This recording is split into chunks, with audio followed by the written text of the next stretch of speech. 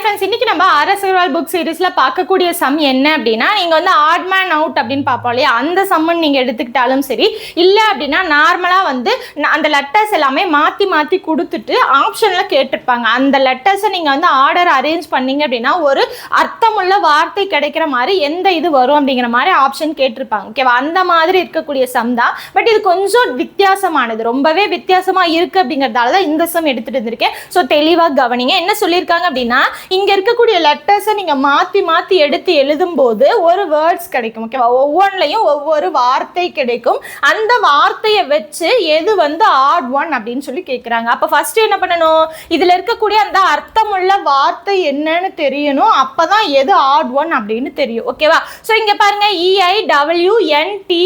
ஓகேவா, ஸோ இது பார்த்தீங்க அப்படின்னா வின்டர் அப்படிங்கிற அந்த வார்த்தையாக வரும். ஓகேவா, அடுத்து இது பாருங்க சம்மர்.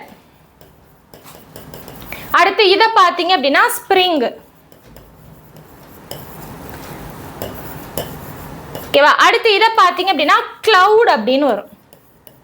ஓகேவா, அப்ப இதுல எது தவறா இருக்கு அப்படின்னா கிளவுட். ஏன்னா மற்றது எல்லாமே சீசன், அது மட்டும் கிளவுட் அப்படின்னு வித்தியாசமா வந்திருக்கு. அப்ப அதுதான் ஆட்மேன். அப்ப ஃபர்ஸ்ட் என்ன பண்ணிடணும், இங்க இருக்க லெட்டர்ஸ், அந்த லெட்டர்ஸை மாத்தி மாத்தி போட்டு எது வந்து ஒரு அர்த்தமுள்ள வார்த்தையாக வருது அப்படிங்கிறத தெளிவா பார்த்துட்டு தான் நீங்க வந்து கால்குலேட் பண்ணணும். ஸோ அப்ப இதுக்கே உங்களுக்கு டைம் இழுக்கும். கொஞ்சம் வேகமா இது எல்லாத்தையும் என்ன பண்ணிக்கணும், வேகமா அடுத்து ரீஅரேஞ்ச் பண்ணி என்ன வார்த்தை இருக்கு அப்படிங்கிறத கண்டுபிடிச்சிக்கணும். முதல்ல ஒரு சில வார்த்தைகள் பார்த்த உடனே உங்களுக்கு தெரியும், ஒரு சில வார்த்தைகள் தெரியாது. அந்த மாதிரி தெரியாத இடத்துல என்னவா இருக்கும் அப்படிங்கிறத கண்டுபிடிச்சிட்டு தான் எது வந்து ஆட் ஒன் அப்படிங்கிறது கண்டுபிடிக்கணும். இது கொஞ்சம் வித்தியாசமான சம், அதனால தான் எடுத்துட்டு இருந்திருக்கு. ஓகேவா, இதே மாதிரி யூஸ்ஃபுல்லான வித்தியாசமான லாஜிக்கல் ரீசனிங் சம் எல்லாமே பார்க்கணும் அப்படின்னா இந்த சீரீஸை தொடர்ந்து ஃபாலோ பண்ணிக்கோங்க. நம்மளோட சேனலை இது வரைக்கும் சப்ஸ்கிரைப் பண்ணல அப்படின்னா சப்ஸ்கிரைப் பண்ணி வச்சுக்கோங்க. அடுத்தடுத்த வீடியோஸ்ல பார்க்கலாம். தேங்க்யூ.